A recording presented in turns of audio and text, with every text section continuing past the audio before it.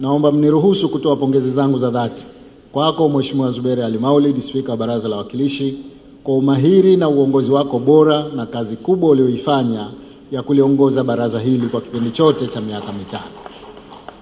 Natambua kuwa hiki ni kipindi chako cha pili cha kuliongoza baraza hili, kinachofanya uliongoze baraza hili jumla ya miaka 10 sasa, kutoka baraza la 9 la mwaka 2015 hadi 20 na hili baraza la 10 la mwaka 20 hadi 25. Katika kipindi chote hicho cha miaka 10 ya kuliongoza baraza la wawakilishi, baraza hili limefanikiwa kuziendesha shughuli zake zote kwa weledi